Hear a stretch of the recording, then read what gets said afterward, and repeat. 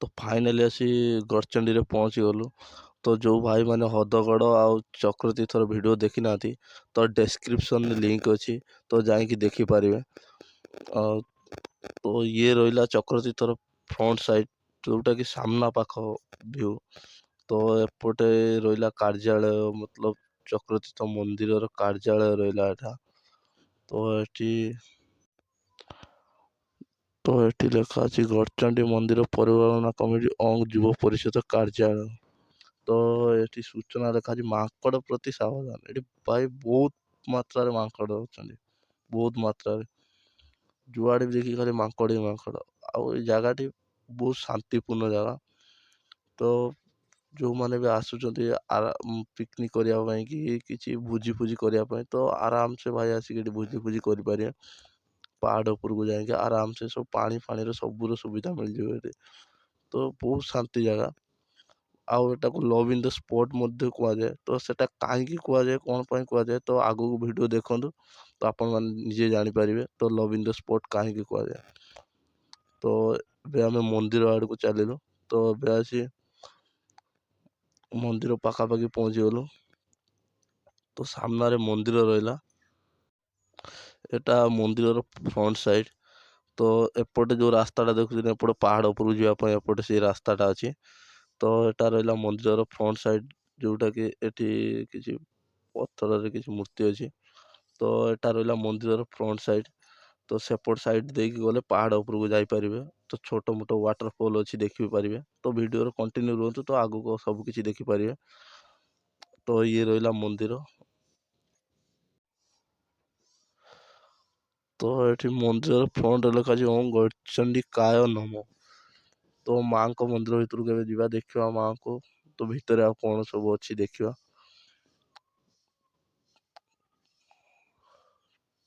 ଏବେ ଦେଖିପାରୁଥିବେ ସାମ୍ନାରେ ମାଆଙ୍କ ମନ୍ଦିର। ତ ମାଆଙ୍କ ପାଖକୁ ଯିବା। ତ ଚାଲ ଟିକେ ଆଉ ଟିକେ ପାଖକୁ ଯାଇ ଦେଖିବା ତ କ'ଣ ଅଛି ଭିଉ ଦେଖିବା। ତ ଭିତରେ ସବୁ କ'ଣ ଅଛି ସବୁ କିଛି ଜାଣିବାକୁ ପାଇବେ। ତ ଆଗକୁ ଚାଲନ୍ତୁ ଦେଖିବା। ତ ଆଗକୁ ଗଲେ ହିଁ ସବୁ କିଛି ଜଣା ପଡ଼ିବ। ଆଗକୁ ବି ଯିବା, ଦେଖିବା କ'ଣ ଅଛି ଭିତରେ କ'ଣ ନାହିଁ, ତ ସବୁ କିଛି ଜଣା ପଡ଼ିବ। ଏଇଠି ଜାଣିତେ ପାଇବେ ଲଭ୍ ଇନ୍ ଦ ସ୍ପଟ୍ କାହିଁକି କୁହାଯାଏ। ତ ନନାଙ୍କୁ ପଚାରିଲେ, ନନା କହିଲେ। ତ ଏପଟ ବାଁ ପଟେ ରହିଲା ଶିବଲିଙ୍ଗ, ତ ମଝିରେ ରହିଲେ ମା। ତ ଡାହାଣ ପଟେ ରହିଲେ ଆମର ଶନିଦେବ ମୂର୍ତ୍ତି ଅଛି, ତ ଗଣେଶଙ୍କ ମୂର୍ତ୍ତି ଅଛି। ତ ଏଇ ଭିତରେ ଗୋଟେ ଗୁମ୍ଫା ଅଛି ଭାଇ, ସେ ଗୁମ୍ଫା ଭିତରକୁ ବି ଯିବା। ତ ପ୍ରଥମେ ଆମେ ଦେଖିଦେବା ମାଆଙ୍କର କୁଣ୍ଡ, ଯେଉଁଟାକି ପାଦୁକା କୁଣ୍ଡ କୁହାଯାଏ। ତ ଆମେ ସେ ପାଦୁକା କୁଣ୍ଡ ଦେଖିଦେବା। ତ ଏପଟ ସାଇଡ଼୍ରେ ଦେଖିପାରୁଥିବେ ଶନିଦେବଙ୍କ ମୂର୍ତ୍ତି ଅଛି, ଗଣେଶଙ୍କ ମୂର୍ତ୍ତି ଅଛି। ତ ସବୁ କିଛି ଦେବତାଙ୍କ ମୂର୍ତ୍ତି ଅଛି। ତ ଏପଟେ ରହିଲା ମାଆଙ୍କର କୁଣ୍ଡ, ଯେଉଁଟାକି ପାଦୁକା କୁଣ୍ଡ କୁହାଯାଏ।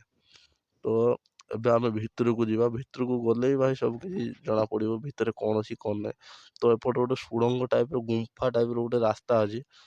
ତ ଭିତରକୁ ଗଲେ ହିଁ ସବୁ କିଛି ଜଣାପଡ଼ିବ ଭିତରେ କ'ଣ ଅଛି କ'ଣ ନାହିଁ। ତ ମୋତେ ଭାରି ଡର ଲାଗିଲା, ତ ମୁଁ ପଳେଇ ଆଇଲି। ନନାଙ୍କୁ ପଚାରିଲି, ନନା କହିଲେ ନାଇଁ ରାସ୍ତା ଅଛି, ଯାଇପାରିବେ। ତ ଆମେ ଆସିଲୁ ଭିତରକୁ। ତ ଭିତରେ ଏମିତି କିଛି ଭିଉ ଥିଲା, ଯେଉଁଟାକି ପାହାଚ ଅଛି, ସିଡ଼ି ଭଳିଆ ଆପଣଙ୍କୁ ଲାଗିବ ଉପରକୁ ରାସ୍ତା ଅଛି, ତ ଉପରକୁ ଆଉ ରାସ୍ତା ନାହିଁ, ଏଇଭଳି ଥିଲା। ତ ଲଭ୍ ଇନ୍ ଦ ସ୍ପଟ୍ କାହିଁ କୁହାଯାଏ, ତ ଏଠି ଦେଖିପାରୁଥିବେ ଏଠି ସବୁ କପଲଙ୍କର ନାଁ ଲେଖା ହେଇଛି, ଯେଉଁଟାକି କାହା ନାଁ ସହିତ କାହା ନାଁ ଗୋଟେ ଯୋଡ଼ିକି ଲେଖା ହେଇଛି। ତ ଏଠି କିଏ M+B, ତ ସଂଯୁକ୍ତା ପ୍ଲସ୍ ସୁମିତି ଏମିତି କିଛି ସବୁ ଲେଖା ହେଇକି ମାନେ ସବୁ ମାନେ ଯେଉଁମାନେ ଆସୁଛନ୍ତି ଏଠି ସବୁ ତାଙ୍କର କପଲ୍ ମାନଙ୍କ ନାଁ ଲେଖୁଛନ୍ତି। କୁହନ୍ତି ଏଠି କି କପଲ୍ ମାନଙ୍କ ନାଁ ଲେଖିଲେ ଲଭ୍ ସକ୍ସେସ୍ ହେଇଯାଏ। ଭାଇ ଏଟା ତ ମୋତେ କାହିଁ ବିଶ୍ୱାସ ହଉନି। ତ ଆପଣମାନେ କିଛି ଜାଣିଛନ୍ତି ଯଦି କି କେଉଁମାନେ ବି ଲେଖିଛନ୍ତି ତ କମେଣ୍ଟ ସେକ୍ସନରେ ନିଶ୍ଚୟ କହିବେ। ତ ଏଠି ନାଁ ଲେଖିଲେ ଲଭ୍ ସକ୍ସେସ୍ ହୁଏ କି ନାହିଁ। ତ ତାପରେ ଆମେ ପାହାଡ଼ ଉପରକୁ ଗଲୁ। ପାହାଡ଼ ଉପରେ ଭାଇ ଯେଉଁଠି ଦେଖ ଯେଉଁ ସାଇଡ଼୍ରେ ଦେଖିବ ତ କପଲଙ୍କର କାହା ସହିତ କାହା ନାଁ ଗୋଟେ ଯୋଡ଼ା ହେଇକି ତ ଲେଖା ହେଇଥିବ ହେଇଥିବ ନିଶ୍ଚୟ। ତ ଦେଖ ଏଇ ପାହାଡ଼ ଉପରେ ଦେଖ ଏଇ ସେପଟ ମୁଣ୍ଡରେ ଯାଇ ବହୁତ ଉପରେ କିଏ ଗୋଟେ ଯାଇ ସେଠି ଗୋଟେ ତା ନାଁ ଲେଖିଦେଇଛି।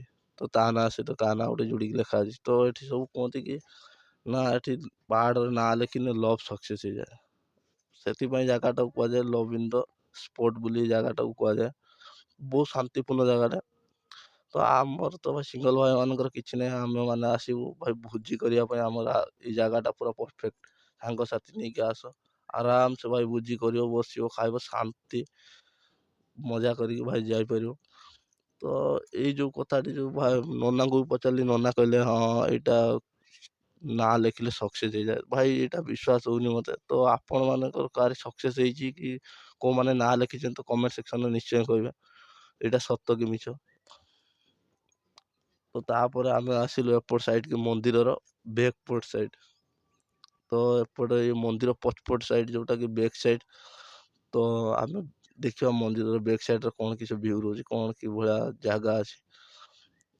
ତ ମାଙ୍କଡ଼ ମାନେ ଦେଖିପାରୁଥିବେ ଭାଇ, ମାଙ୍କଡ଼ ମାନଙ୍କର ରାଜ ଏଇଠି ଭାଇ। ଦେଖିକି ଆସିବ ଭାଇ, ନହେଲେ ମାଙ୍କଡ଼କୁ ଖାଇବା ପତ୍ର ନେଇକି ଆସୁଛନ୍ତି ତ ହାତରେ ଯଦି ତ ତାଙ୍କୁ ଦେଇ ଦିଅନ୍ତୁ। ଛୁଆଙ୍କ ହାତରେ ଖାଇବା ଦିଅନ୍ତୁ ନାହିଁ। ଯଦି ଦେବେ ମାଙ୍କଡ଼ ମାନେ ଚାପଡ଼ ମାରିବେ, ଥାପଡ଼ ଦେବେ ପୁରା। ତ ଏପଟେ ଯୋଉ ରାସ୍ତାଟା ଦେଖିଲେ ଏପଟେ ପୁରା ପାହାଡ଼ ଉପରକୁ ଆହୁରି ଯିବା ପାଇଁ ରାସ୍ତା ଅଛି। ତ ଏପଟ ସାଇଡ୍ରେ ଦେଖିଲେ ଯୋଉ ଏପଟ ସାଇଡ୍ ରହିଲା ମନ୍ଦିରର ବ୍ୟାକ୍ ସାଇଡ୍। ତ ଏଇ ବାଟେ ଯୋଉ ସିঁଢ଼ି ପଡ଼ିଛି ଏଇ ବାଟେ ଉପରକୁ ଆସିପାରିବେ ଆଉ ଯାଇ ବି ପାରିବେ। ଏଇ ଯୋଉ ରାସ୍ତାଟା, ଏଇ ଯୋଉ ସିঁଢ଼ି ବନା ହେଇଛି ପାହାଡ଼କୁ ଚଢ଼ିବା ପାଇଁ ହିଁ ବନା ହେଇଛି। ତ ଏପଟ ସାଇଡ୍ରେ ଯୋଉ ଦେଖୁଛନ୍ତି ଏଇ ସାଇଡ୍ରେ କଡ଼ ଦେଇକି ଏପଟେ ଉପରକୁ ରାସ୍ତା ଅଛି ଯିବା ପାଇଁ ପାହାଡ଼ ଆହୁରି ଉପରକୁ।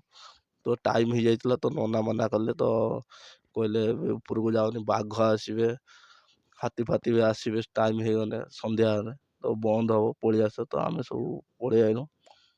ତ ବେଶୀ ଟାଇମ୍ ରହି ହେଲାନି। ତ ଆମେ ଲେଟ୍ କରି ଯାଇଥିଲୁ। ଯୋଉ ଭାଇମାନେ ଟିକେ ସକାଳୁଆ ସକାଳୁଆ ଆସୁଛନ୍ତି ତ ଫୁଲ୍ ମଜା ନେଇପାରିବେ। ଜାଗାଟା ବହୁତ ଶାନ୍ତି ଜାଗା ଥିଲା।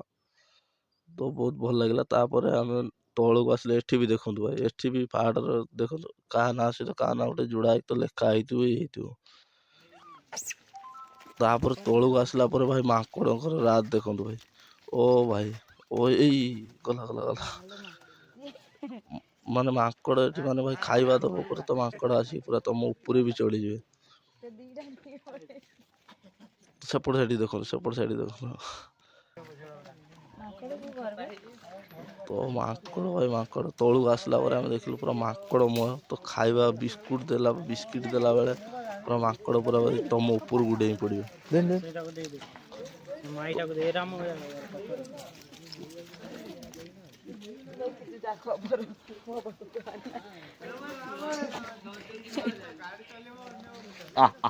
ଏ ନାଲା ଏ ନାଲି ଆମ୍ବ, ଏଇ ନାଲି ଆମ୍ବ।